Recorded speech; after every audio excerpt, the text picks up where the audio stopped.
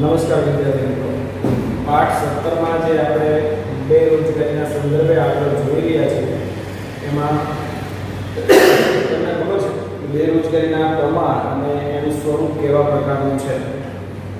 હવે આગળના મુદ્દામાં આપણે છે જોવાનું છે કે બેરોજગારી ઘટાડવાના ઉપાયો. મિત્રો, ઉપાયો જોતા પહેલા કેટલીક બાબતોની થોડી ચર્ચા કરવી, કારણ કે પરિસ્થિતિ એ છે કે બેરોજગારી અને આગળની જે સમસ્યા આપણે જોઈ એ ગરીબી, આ બંને એકબીજા સાથે જોડાયેલી છે. સગી બહેનો જેવી એ પરિસ્થિતિ છે. જ્યારે બેરોજગારી આવે છે એટલે આપોઆપ ગરીબી આવવાની છે. એની પાછળનું કારણ એ છે કે જ્યારે રોજગારી પ્રાપ્ત નથી થતી તો એની આવક એ નથી થતી અને પોતાની જે જરૂરિયાતો છે એ પૂરી નથી શકતા, એટલે મુશ્કેલી ઊભી થાય છે. હવે અહીંયા જે પરિસ્થિતિ નિર્માણ થાય છે એની વાત આપણે કરીએ તો સૌથી પહેલી વાત એ કે પહેલા બેરોજગારી, પછી ગરીબી અને ત્યાર પછી બીજી કેટલીક સમસ્યાઓ આપોઆપ આવતી હોય છે. શું કામ બેરોજગારીને છે એ ઘટાડવાની છે, શું કામ ગરીબીને નિયંત્રિત કરવાની છે? તો અહીંયા જે કેટલીક બાબતો છે એને આપણે પહેલા સમજી લેવી પડશે, કારણ કે દેશનો યુવાન જે બેરોજગાર છે એની જે એક યોગ્ય રીતે કામ કરવાની જે ધગશ છે એને જો તક નથી મળતી તો એ હતાશામાં ધકેલાતો હોય છે. તમને ભણી રહ્યા પછી શું એવું તમારું જો કોઈ ચોક્કસ આયોજન નહીં હોય તો આપણને પણ આ સમસ્યા નડી શકે છે. જે બેરોજગારની સંખ્યાનો એક બહુ મોટી આંકડો છે આપણને જોવા મળે છે. એ બેરોજગારની સંખ્યા શું કામ વધી રહી છે અને વધે તો શું થાય છે?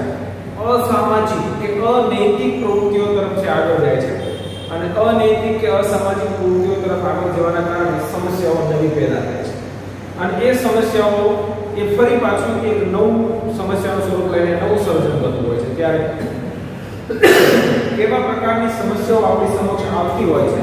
સૌથી પહેલી વાત એ કે આ સમસ્યાઓના યુવા શિક્ષિત જે એમાં વિશેષ જોવા મળતી હોય છે. તેઓના શિક્ષણ વિશેના રસ, રુચિ અને અભિગમમાં ઘટાડો થાય છે. ભણશો તો કંઈક વિશેષ તમારી સૂઝ, કલા કે આવડત એ નિર્મિત થશે અને એના કારણે આવનારા ભવિષ્યમાં તમને એક સારી તક પ્રાપ્ત થશે એવું એક આશ્વાસન છે. પણ જો શિક્ષિત બેરોજગારનો જ આંકડો બેરોજગારનો છે એવો મોટો હશે તો હવે પછીનો જે નવો વિદ્યાર્થી છે એ એના માટે નિરુત્સાહી બનશે અથવા તો ઉચ્ચ શિક્ષણ પ્રાપ્ત કરવા માટે એ તૈયાર નહીં હોય. અને જ્યારે આવી પરિસ્થિતિ નિર્માણ થાય છે ત્યારે યોગ્ય અનુકૂળતાઓ છે ઊભી નથી થતી સમાજ માટે, એટલે એ ઘટે છે. સામાજિક અને માનસિક પરિસ્થિતિ વિપરીત અસર પડવી, મનોવિજ્ઞાનની દ્રષ્ટિએ રોજગારી ન મળવાના કારણે હતાશામાં ધકેલાઈ જવું.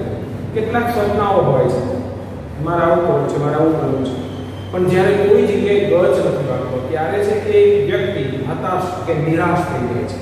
હું કાંઈ નહીં કરી શકું. અને ઘણી વખત આપણને ખબર છે તમે રોજબરોજ એવા છાપાઓમાં કેટલાક કિસ્સાઓ છે જોવા મળતા હોય છે કે બેરોજગારીના કારણે કે અથવા તો આવા પ્રકારની પરિસ્થિતિના કારણે છે એમને મોતને વાલું કર્યું. હવે એ એક હોનહાર વ્યક્તિ હોવા છતાંય જ્યારે કામ જ નથી મળતું, કામમાં એની આવડત છે, ધગશ પણ છે, બધું જ, પણ તેમ છતાં એને જ્યારે મોકો નથી મળતો ત્યારે નિરાશ થાય છે અને ઘણી વખત એ આત્મહત્યા તરફ છે પ્રેરાતા પણ બને છે. માત્ર આટલું જ નહીં પણ એનાથી બીજી કેટલીક સમસ્યાઓ પણ છે એ નિર્મિત થતી હોય છે. જો લાંબા સમય સુધી તેઓ બેકાર રહે તો યુવાનો અસામાજિક, અનૈતિક પ્રવૃત્તિઓમાં જોડાઈ જતા હોય છે અથવા તે તરફ પ્રેરાય છે. માત્ર એ પોતે ડિસ્ટર્બ નથી રહેતો, સમાજને ડિસ્ટર્બ કરવાનું કામ કરશે. આ પરિસ્થિતિ એ વધારે જોખમી સમાજ માટે અથવા તો ખતરનાક છે.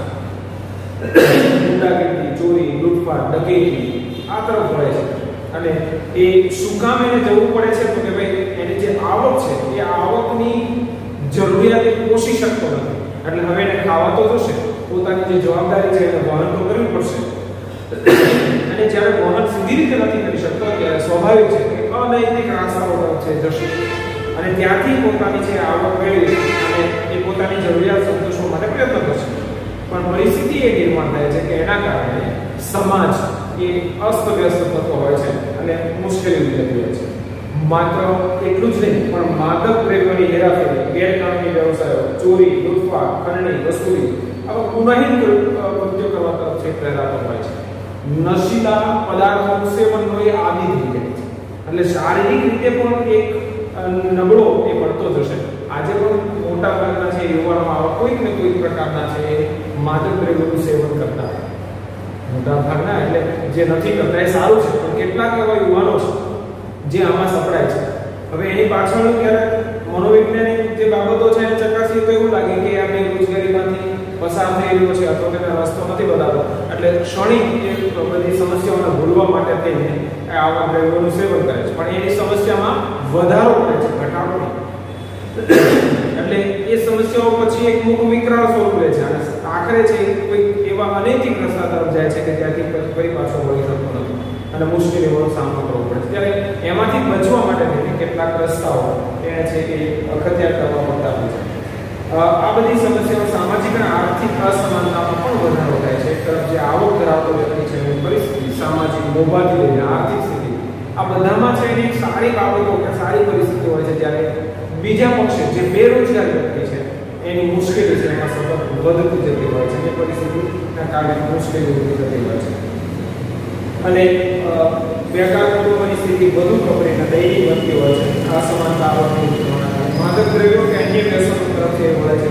અને આ બેરોજગારી અસર વ્યક્તિ, કુટુંબી તેમજ અર્થતંત્ર અને સામાજિક દ્રષ્ટિએ પણ ઘાતક પુરવાર કરતું હોય છે. એટલે બે માર્ગમાં બાબત પૂછાઈ શકે કે બેરોજગારી ઘટાડવા માટેના ઉપાયોની જરૂરિયાત શું છે અથવા તો શા માટે એને નિયંત્રિત કરવી જોઈએ. હું બેરોજગાર છું તો એના માટે બીજાને શું કામ જવાબદાર કહેવું? મારી કંઈક નબળાઈ હોઈ શકે તો સરકાર એના માટે શું કામ ચિંતા કરે? નહીં.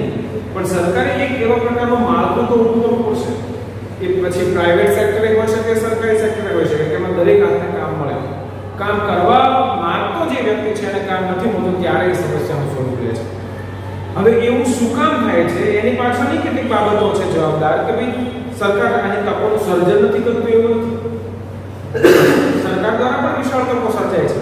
પ્રાઇવેટ સેક્ટર પણ એમાં છે પોતાનું કામ કરે એવા પ્રયત્નો થાય છે. પણ વસ્તી વિસ્ફોટ, કામ માંગનાર લોકોની સંખ્યા છે અતિ વધારે હોવાના કારણે, શ્રમનો પુરવઠો મોટો હોવાના કારણે જે તકો છે એ પ્રમાણે ઓછું દેખાય છે અને એના કારણે આ પ્રકારની સમસ્યાઓ આપણી સમક્ષ છે આવતી હોય છે અને એમાંથી કેટલીક એવી સમસ્યાઓ આપણને ઊભી થતી હોય છે.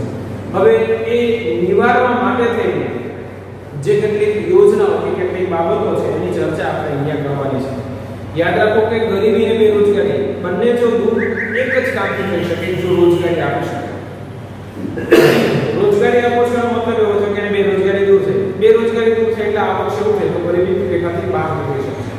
એટલે જો આ એક કામ કરવામાં આવે તો બંને સમસ્યાઓ ઉપર આપણે પ્રહાર કરી શકીએ અને સમાજની જે મુશ્કેલ પરિસ્થિતિ તરફ આપણે જે આગળ વધતા હોય એને આપણે અટકાવી શકીએ. તો સૌથી પહેલા ભારતમાં ઝડપી આર્થિક વૃદ્ધિ દર છે વાર્ષિક 10% જેટલો લઈ જવો જોઈએ. આ વાર્ષિક વૃદ્ધિ દર જે છે એ જેટલો ઊંચો જશે એટલે રોજગારી અને આવકનું પ્રમાણ વધશે અને એ બધા લોકોમાં છે વિભાજિત થવાના કારણે રોજગારી પણ એટલે કામ પણ મળે છે અને એના સંદર્ભે આવક પણ થાય છે અને એના કારણે છે બેરોજગારીની સમસ્યા અને ગરીબીની સમસ્યા બંને દૂર થતી હોય છે અને બંને દૂર થવાના કારણે બાકીની જે કેટલીક સામાજિક સમસ્યાઓ છે એમાંથી પણ છુટકારો આપણે છે મેળવી શકતા હોઈએ છીએ. તો આ બાબત એના માટે ખૂબ જરૂરી છે. તેઓ આપણે છે એ 10%ને લક્ષ્ય રાખવું પડશે. જાહેર અને ખાનગી ક્ષેત્રમાં મૂડીરોકાણનું પ્રમાણ વધારો. યાદ રાખો કે જાહેર મતલબ સરકારી અને ખાનગી. પ્રાઇવેટ સેક્ટર જે છે ત્યાં સરકારે એને મંજૂરી આપવાની છે અને માળખાગત સુવિધાઓ પૂરી પાડવાની જેથી કરીને વધારે આવા સેક્ટર ઉભા થાય તો રોજગારીનું પ્રમાણ વધારે થશે અને એના કારણે છે પરિસ્થિતિ સારી છે નિર્માણ થશે. અને માત્ર એટલું જ નહીં પણ રોજગારીની તકોમાં વધારો કરવા અર્થતંત્રમાં કૃષિ. યાદ રાખો કે સૌથી વધારે બેરોજગારી ગરીબીનું જે પ્રમાણ છે એ પ્રાઇમરી ક્ષેત્ર અને ખાસ કરીને કૃષિ ક્ષેત્ર સાથે જોડાયેલું છે. ત્યારે કૃષિ સહિત જે ખાસ કરીને નાના ઉદ્યોગો છે, દૂધ ઉદ્યોગો છે, લઘુ ઉદ્યોગ તરીકે કુટીર ઉદ્યોગ છે, આ બધા ઉદ્યોગોને વિશેષ મહત્વ આપવું છે. જ્યાં મૂડીરોકાણ ઓછું છે, હા ઉત્પાદન પણ ઓછું પણ મૂડીરોકાણ ઓછું હોવાના કારણે વધુ ઉદ્યોગો છે વિસ્તારી શકાય અને જેટલા એ વધારે ઉદ્યોગો હશે એટલી રોજગારી વધશે. આપણે ત્યાં છે કે જે ઉદ્યોગોનું સ્વરૂપ છે મોટા ઉદ્યોગ અને નાના ઉદ્યોગ. હવે હકીકત એ છે કે જે મોટા ઉદ્યોગ છે ત્યાં મૂડીરોકાણ વધારે છે, નિકાસ વધારે છે, આવક પણ વધારે છે, પણ આવકનું કેન્દ્રીકરણ થાય છે. આ મોટા ઉદ્યોગમાં માત્ર 4% જેટલી રોજગારી છે, જ્યારે નાના ઉદ્યોગો છે એમાં 96% જેટલી રોજગારી હોવાના કારણે ત્યાં આપણને વિશેષ રોજગારીનો ફાયદો મળે છે. એટલે જે લોકો બેરોજગાર છે એમને કામ આપી શકાય છે, એની આવક વધારી શકાય છે, અને એના કારણે છે એમની પરિસ્થિતિ સુધરતા બીજી કેટલીક સમસ્યાઓ પણ નિવારણ કરી શકે છે. તમામ વિભાગોના પ્રદેશોના ઝડપી અને સંતુલિત વિકાસ સાધવા માટેના પ્રયત્નો કરવાના છે. સરકારે રોજગારી વધારવા માટે અનેક યોજનાઓ દ્વારા આર્થિક સહાય, શિક્ષણ અને તાલીમના કાર્યક્રમો છે શરૂ કર્યા છે. બીજી એક બાબત એ છે કે આપણે ત્યાં શ્રમનો પુરવઠો એ ખૂબ વધારે છે. કામના પ્રમાણમાં શ્રમનો પુરવઠો વધારે હોય ત્યારે આપણી ઉત્પાદન પદ્ધતિ જે છે એ શ્રમ પ્રધાન હોવી જોઈએ. મતલબ ત્યાં વ્યક્તિગત જે કામ કરવાનું છે, મશીનરીનો શક્ય તેટલો ઓછો ઉપયોગ, બરાબર સમજી કે શક્ય તેટલો ઓછો ઉપયોગ થાય તો વધારે હાથને કામ મળી શકે. મશીનરીનો ઉપયોગ કરવાના કારણે કામ ઉત્પાદન વધશે, પણ ઘણા બધા હાથ બેરોજગાર થશે. ત્યારે એવા પ્રકારની છે એ ઉત્પાદન પદ્ધતિને આપણે છે ઊભી કરવી જોઈએ. એકમો જે ખાસ કરીને છે અને મહત્વ આપવું નાના અને લઘુ ઉદ્યોગનો ગ્રામ ઉદ્યોગ છે. ત્યાર પછી એક વિશેષ જે હસ્તકલા, હાથશાળા છે, આ બધાને લગતા જે કેટલાક હુન્નર ઉદ્યોગો જે છે એ ઉદ્યોગોનો પણ છે વિકાસ થાય એવા પ્રયત્નો આપણે જે કરવા જોઈએ. એના કારણે છે એના માટે એ વિકાસ એના માટે પ્રોત્સાહન નીતિઓમાં મૂકો તો એમાં જે લોકો જોડાયેલા છે, રસ જોડાયેલા છે, અને બીજા લોકો જે છે એ પણ એમાં પ્રોત્સાહિત થઈને ભાગ લેશે. તો વધારે ઉત્પાદન વધારી શકાય, વિકાસ વધારી શકાય, એના વધારે લોકોને કામ આપી શકાય. મહત્વનું એ છે કે જો કામ આપી શકાય તો રોજગારી આપી શકાય. રોજગારીના કારણે એની આવક સુધરશે. તો અમુક મર્યાદા જે છે મર્યાદા કરતા ઉપરની આવક હોવાના કારણે એને આર્થિક સદ્ધરતા પણ છે પ્રાપ્ત થશે, એ પ્રમાણેનો ફાયદો થશે. ત્રીજી બાબત જો આપણે જોઈએ તો ગ્રામીણ ક્ષેત્રે ખેતી સિવાયના સમયની બેરોજગારી. યાદ રાખો કે 6 થી 8 મહિના સુધી કૃષિ ક્ષેત્રમાં રોજગારી પ્રાપ્ત થાય છે, અને ત્યાર પછીના બાકીનો સમય મોટા ભાગે 4 થી 6 મહિના સુધી, 3 મહિના તો ખાસો 3 મહિના જેવો સમય તો લગભગ એ બેરોજગાર રહેવાનું થતું હોય છે, જ્યાં પાણીની સગવડ નથી હોતી. તો કૃષિ ક્ષેત્રે છે ઉત્પાદન વધારવા માટે, રોજગારી વધારવા માટે થઈને બીજા એવા કેટલીક બાબતો જો આપણે ત્યાં ઊભી કરી શકીએ તો લોકોને વધારે રોજગારી આપી શકે. એના માટે થઈને બેરોજગારી ઘટાડવા ક્ષેત્રમાં એકથી વધુ વખત પાક લઈ શકાય એવી પદ્ધતિ વિકસાવી, નવી જમીન ખેડાણ હેઠળ લાવી. એના કારણે જે લોકો પાસે જમીન નથી એને જમીનનો માલિક બનાવી શકાય, અને એ જમીનમાં ખેતી કરવાના કારણે કામ પણ મળશે, કૃષિ ક્ષેત્રનું ઉત્પાદન પણ વધશે, જે આપણી જરૂરિયાત છે. પ્રત્યેક ખેતરને પાણી અને વીજળીની સુવિધાઓ ઉપલબ્ધ કરવી, જેથી કરીને એક કરતાં વધારે પાક લઈ શકે. ચોમાસામાં મોટા ભાગે આપણે ત્યાં પાણીની સગવડ હોય છે વરસાદના કારણે. શિયાળો મધ્ય ભાગ અને ઉનાળામાં એ લગભગ નહીવત પ્રમાણમાં હોય છે, એટલે કરીને શિયાળો અને ઉનાળો એ બંને પાક લઈ નથી શકાય. તો ત્યાં જો પાણી અને વીજળીની સગવડતા હશે તો ખેડૂત એક જ વર્ષમાં 3 સિઝન લઈ શકશે. તો એ માનો કે 1 લાખની ઇન્કમ થવાના બદલે 3 લાખની થઈ શકે છે. તો આર્થિક રીતે એને સદ્ધર થવામાં છે મુશ્કેલી નહીં નથી. તો એવી પ્રયત્નો કરવાના, પ્રત્યેક ખેતરને પાણી લાઈટ આપવાની છે. નાની મોટી સિંચાઈ યોજનાઓ,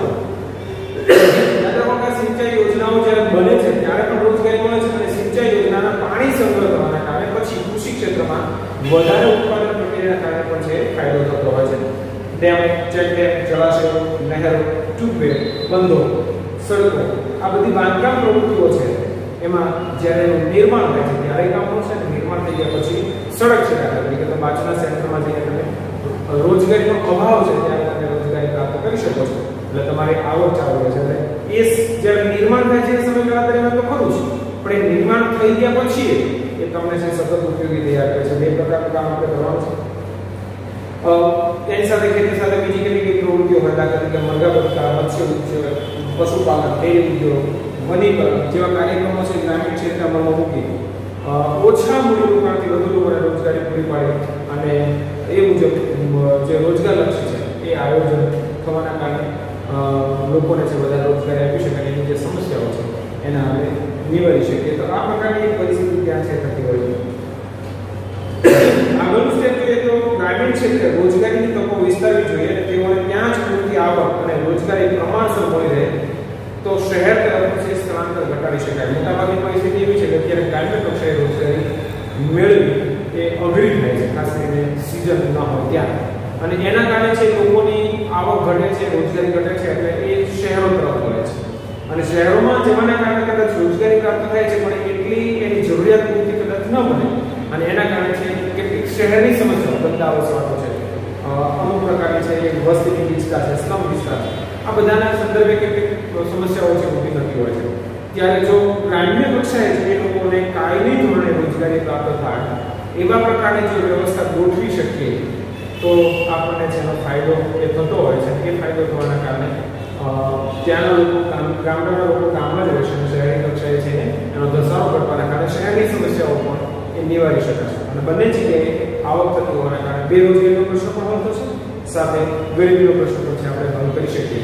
અને એના માટે શું કરવું જોઈએ તો ભાઈ ત્યાં રોજગારી પ્રમાણસર મળી રહે માટે શહેર તરફ સ્થળાંતર ઘટાડી શકાય એટલા માટે થઈને શહેર તરફનું દબાણ પણ ઘટાડી શકાય. કૃષિ ક્ષેત્રે બાગાયતી ખેતી એક કરતાં વધારે પાક લઈ શકાય તો પણ અને બાગાયતી ખેતી કેટલાક એવા જે બાગાયતી પાકો છે અથવા તો અમુક સમય અમુક પાક લઈ શકાય તો બીજી સમય પાછો બીજો પાક આવતો હોય તો સિઝન પ્રમાણેના બાગાયતી ખેતી કરી અને લોકોની કાયમી ધોરણે આવક જળવાઈ રહેવા પ્રયત્નો કરવાના. સેન્દ્રીય ખાતર આધારિત ખેતી જેની જમીનની ગુણવત્તાને પણ ટકાવી શકે. સૂકી ખેતી અને બહુલક્ષી પાક પદ્ધતિ એક કરતાં વધારે પાક એટલે માનો કે એકાદો પાક નિષ્ફળ જાય તો પણ એનું વર્ષ નિષ્ફળ ન જાય, બીજા પાક છે સદુપયોગ થઈ શકે.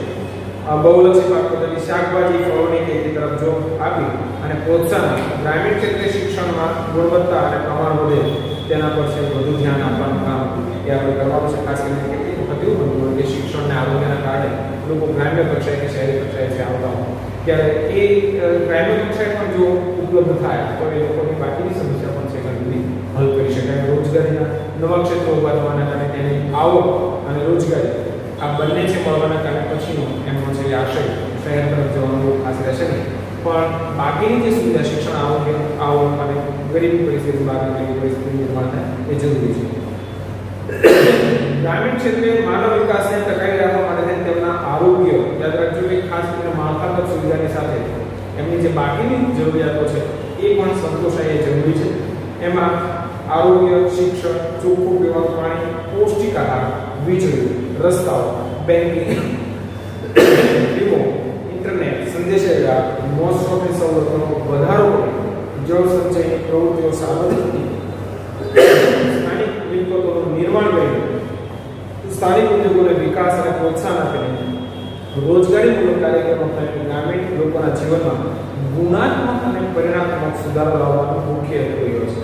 મિત્રો, તમે જો કોઈ ગ્રામ્ય કક્ષાએ રહેતા હો અથવા તો તમારા ગામે જવાનું થતું હોય તો આમાં જે કેટલીક સુવિધાઓ તમને કહેવામાં આવી છે સુવિધાઓ ત્યાં ગ્રામ્ય કક્ષાએ અવેલેબલ નથી. મોટા ભાગના જે ગામડાઓ છે એ ગામડાઓમાં આ પ્રકારની સુવિધાઓ નથી ત્યારે એ લોકો પછી એ સુવિધા મેળવવા માટે થઈને એ શહેર તરફ જતા હોય છે. ખાસ કરીને એક સમૃદ્ધ જીવન તરફ એ લોકો પણ આગળ વધી શકે, પોતાનું વિકાસનું પ્લેટફોર્મ એ મેળવી શકે એટલા માટે થઈને જો આટલા પ્રકારની સુવિધાઓ આરોગ્યથી લઈને, શિક્ષણથી લઈને, બેન્કિંગથી લઈને, ટપાલ સંદેશાનો, ઇન્ટરનેટ, હવે આ ઇન્ટરનેટને મોટા ભાગે ગોતવું મુશ્કેલ છે પણ તેમ છતાં હવે ધીરે ધીરે ગામડાઓ પણ એ બાબતોમાં સમૃદ્ધ થઈ ગયા છે. વીજળી જ્યાં પહોંચી નથી હવે આપણે મોટાભાગના ગ્રામ્ય ક્ષેત્રોમાં છે વીજળી પહોંચાડવાનું કામ પૂર્ણ કર્યું છે. તો આ પ્રકારે એ ઘણું બધું આપણે ડેવલપ કરી શકીએ છીએ પણ હજી એવા પ્રકારની જે પ્રણાલી છે, પરિસ્થિતિ છે એમાં વધારે સુધારો કરી શકીએ તો એ લોકોને છે એ જીવનમાં ગુણાત્મક અને પરિણાત્મક અહીંયા બંને શબ્દો છે. ગુણાત્મક એટલે ગુણાકારના સંદર્ભે નહીં પણ એની જીવન જે છે એ જીવનમાં ગુણવત્તાયુક્ત, દાખલા તરીકે આરોગ્ય છે તો ત્યાં છે કે કોઈ ડિગ્રી ઉચ્ચ ડિગ્રી ધરાવતા ડોક્ટર મળવા મુશ્કેલ છે. એટલે મોટાભાગે જો ત્યાં કંઈક એવા પ્રકારનો ક્રિટિકલ કેસ લાગે અથવા તો કંઈક વધારે જોખમ લાગે તો એને રિફર શહેરમાં કરે છે. એટલે ત્યાં જો કોઈક આવા સારા ડોક્ટર મળતા હોય, સારી હોસ્પિટલની સગવડતા હોય, મોટી કોર્પોરેટ હોસ્પિટલની વાત નથી પણ એવા પ્રકારની જે સમસ્યાઓ છે એનું સમાધાન ત્યાં થઈ શકે એવું હોય તો એ અત્યારે જ્યાં દવાખાનું જ નથી ત્યાં પ્રાથમિક આરોગ્ય કેન્દ્રો હોય, નજીકના સેન્ટર ઉપર એમની છે મોટાભાગની મુશ્કેલી કે સમસ્યાઓનું સમાધાન થઈ શકે એવા પ્રકારની હોસ્પિટલ હોય તો આ આરોગ્યની સુવિધા છે એ ગુણાત્મક બની, મતલબ પહેલા હતી જ નહીં હવે મળતી થઈ મળતી થાય તો કે વધારે મહેનત મળતી થાય એ ગુણાત્મક છે. શિક્ષણનું પહેલા ખાસ વ્યવસ્થા હતી, બાજુના ગામમાં છે ભણવા જવું અથવા તો 1 થી 4 ધોરણ સુધી જતું. હવે ત્યાં 1 થી 8 ધોરણ સુધી એ સ્કૂલ બની ગઈ છે. બધા શિક્ષકો પણ છે. નિયમિત શિક્ષણ કાર્ય થાય છે તો એક ગુણવત્તાયુક્ત શિક્ષણની સગવડ થઈ. આરોગ્યમાં જે સારી પરિસ્થિતિ નિર્માણ થાય છે ગુણવત્તાયુક્ત છે. શિક્ષણમાં જે સારી પરિસ્થિતિ નિર્માણ થાય છે એ ગુણાત્મક છે. તો ટૂંકમાં એનો ખોરાકથી લઈને શિક્ષણથી લઈને આરોગ્યથી લઈને બાકીની જે માળખાગત સુવિધાઓ છે એ ગુણવત્તાયુક્ત બનવી જે છે એના કરતાં વધારે બહેતર બનવી. જો આ બધું બનતું થશે તો એ ગુણાત્મક પરિવર્તન છે. અને એની સાથે બીજી એક વાત એ પણ આપણે કરી શકીએ કે પરિણામમાં આ ગુણાત્મક પરિવર્તન થવાના કારણે શિક્ષણની જે પરિસ્થિતિ છે સારી નિર્માણ થવાના કારણે હવે શિક્ષણની પરિસ્થિતિ સારી નિર્માણ થવાના કારણે હવે શિક્ષણ લેતા વિદ્યાર્થીઓ અને એનું શિક્ષણની ગુણવત્તા પણ સારી રહેશે. એના કારણે ભવિષ્યમાં એ સારી જોબ મેળવી શકશે, આવક પણ મેળવી શકશે, આરોગ્યના સંદર્ભે પણ એ સારી સફળતા મેળવી શકશે. તો આ પ્રકારે છે એક સુધારો એમાં જોવા મળે છે, એટલે એનું પરિણામ છે. તો ટૂંકમાં આ બધું એક માળખું ઊભું કરી અને ત્યાં છે વધારે સારી બહેતર સુવિધાઓ પૂરી કરવા માટે તેને આપણે પ્રયત્નો કરવાના છે અને એના માટે છે કામ કરવાનું છે.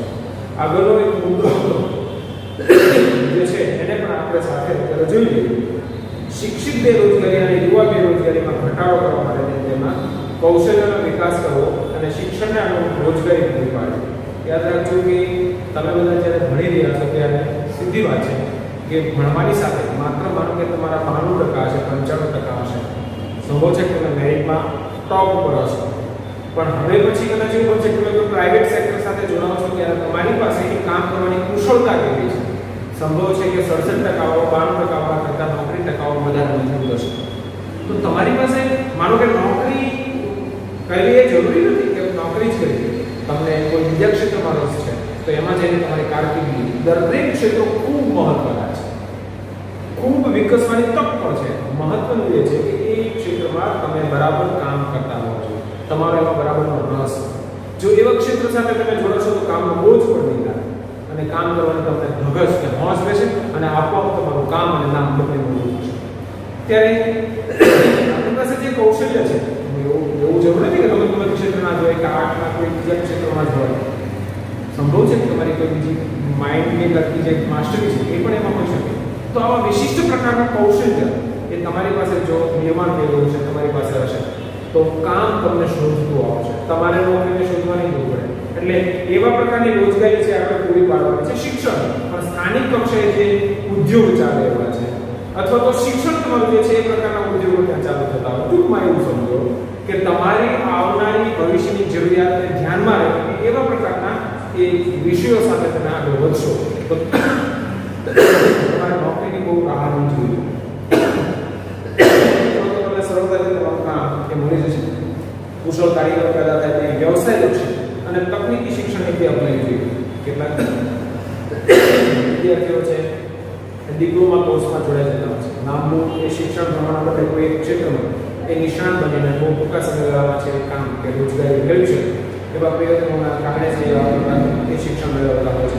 તો ત્યાં આવી શાળા કોલેજોના અભ્યાસક્રમ અને સ્થાનિક ઉદ્યોગોની જરૂરિયાતોને સંતોષે એવા આપણે રાખવા જોઈએ. ખાસ કરીને એ ઉદ્યોગને પણ કામદાર મળી જશે અને જે રોજગાર વાંચ્યું છે એ વ્યક્તિને એ રોજગારી પ્રાપ્ત થશે. એના કારણે આપણે ફાયદો થશે. યુવા રોજગારોને શિક્ષણ અને તાલીમ આપીને તેઓના વિશિષ્ટ કૌશલ્યનો વધારો કરીને ઉત્પાદકતાની સાથે ગુણવત્તા વધે, રોજગારી વધે, વધુ આવક મળે અને જીવન સ્તર ઊંચું આવે એવા પ્રયત્નો છે એમાં થવા જોઈએ.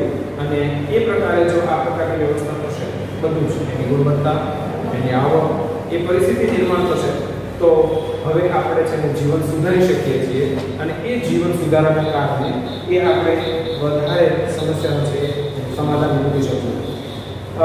આ બધી કૌશલ્યને બધું પ્રાપ્ત થવાના કારણે આવનારા ભવિષ્યમાં તમને રોજગારી પ્રાપ્ત થવાનું છે એવું આશ્વાસન પણ છે આપણે આપી શકીએ અને એમાંથી એ સમસ્યામાંથી બહાર નીકળી કામની નવી પરિસ્થિતિનું એ મુજબ નવી જાણકારી મેળવી તેની યોગ્ય સક્ષમ એ બનાવીને સ્વરોજગારી મેળવી શકે. યાદ રાખો કે સ્વરોજગારી એટલે પોતાની રીતે કોઈ કામ આપે નહીં પણ પોતાનું કામ અથવા તો એ આપોઆપ એને કામ મળી જાય એવા પ્રકારના સક્ષમ બનાવવાનું કામ છે કરવાનું છે.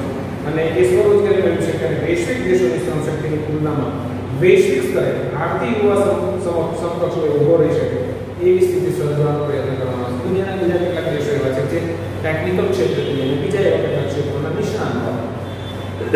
ત્યારે આપણો વિદ્યાર્થી પણ એ આ બધા તાલીમી કોર્સ એવા પ્રકારનું છે ટ્રેનિંગ લેવા પછી એવા પ્રકારે છે એ સજ્જ થયો હોય કે વૈશ્વિક કક્ષાએ માત્ર દેશમાં જ નહીં પણ દુનિયાના એ કોઈ ક્ષેત્રમાં છે જોડાય છે. ત્યારે દુનિયાના દેશોના જે યુવાનો છે એની સાથે બરાબર સક્ષમ રીતે એ સ્પર્ધા કરી શકે અને એમાં એક મજબૂત રીતે ટકી શકે અને એ પોતાનું યોગદાન આપી શકે એવી પરિસ્થિતિનું નિર્માણ પણ અહીંયા છે કરવાની વાત આપણે થઈ છે. હવે બીજી એક મહત્વની બાબત એ છે કે આ રીતે એક સક્ષમ વિદ્યાર્થી બનાવી કે યુવાન બનાવી અને સ્વરોજગારી મેળવતો કામની શોધમાં એને ભટકવું ના પડે. કામ એને શોધતું આવે અથવા તો કામ નથી મળતું તે પોતાનું પ્રાઇવેટ બિઝનેસ કે પોતાનો છે વ્યક્તિગત ધંધો એ શરૂ કરી શકે અને એમાંથી એક સારી આવક પ્રાપ્ત કરી શકે.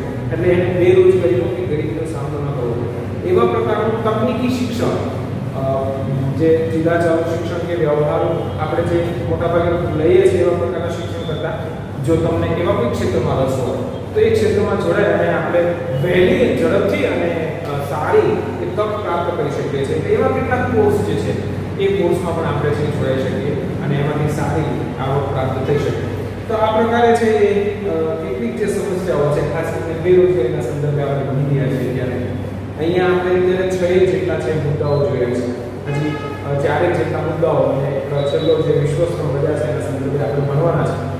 તો એ આગળના મુદ્દાઓ છે એમાં પણ કેટલીક જે બાબતો છે એ બેરોજગારી સાથે જોડાયેલી છે એની ચર્ચા કરવાની છે. પણ અત્યારે જે 6 જેટલા મુદ્દાઓ જોયા તમે ધ્યાન તમારું જોયું છે કે ભાઈ જ્યાં એવા પ્રકારની સમસ્યાઓ છે ખાસ કરીને વિશેષ પકડ ધરાવે છે આ સમસ્યા ગરીબી કે બેરોજગારી એવા ક્ષેત્રો પર વિશેષ કામ કરવાનું છે. એવા ક્ષેત્રોને વધારે નિર્માણ કરવાનું છે. એવા લોકો જે છે એ લોકોને છે એવા પ્રકારની ટ્રેનિંગ આપવાની છે કે ભવિષ્યમાં છે એ પોતે કામ મેળવી શકશે એવું આશ્વાસન પણ રહે અને એ પ્રકારે છે એનું કામ એ સરળ થાય અને રોજગારી પ્રાપ્ત થાય અને ગરીબી રેખાથી ઉપર છે આવી શકે. એ પ્રકારે છે પરિસ્થિતિ નિર્માણ કરી અને કામ કરવાની વાત અહીંયા છે સ્વીકારે છે. તો એવા 6 જેટલા મુદ્દાઓ કે આપણે અહીંયા જોઈએ છે. હવે માત્ર એટલું નહીં પણ સરકાર દ્વારા કેટલીક યોજનાઓ પણ અમલમાં આવી છે કે જે આવનારા સમયમાં આ યુવા વર્ગ જે છે એને પોતાનો વ્યવસાય કે પોતે એ કામ કરી શકે એવા પ્રકારનો સક્ષમ બને એટલા માટે તેને કેટલીક યોજનાઓ અમલમાં મૂકી છે. તો કેટલાક એવા ક્ષેત્રો છે કે એ ક્ષેત્રમાં વ્યક્તિ પોતે છે અને એ ટ્રેનિંગ મેળવી અને આવનારા સમયમાં છે સારું સારું કામ મેળવી શકે એવી વ્યવસ્થા ગોઠવાઈ શકે. તો અત્યારે તમે જે 6 જેટલા મુદ્દા જોઈએ છે એને બરાબર સમજવાના છે, લખવાના છે, વાંચવાના છે અને હવે આગળના જે મુદ્દાઓ છે એના ઉપર બરાબર ધ્યાન કેન્દ્રિત કરવાનું છે, જોવાનું છે. આગળનો મુદ્દો છેલ્લો જે છે એને પણ જોયો છે. લાગે કે નોંધ્યું છે ફરી પાછું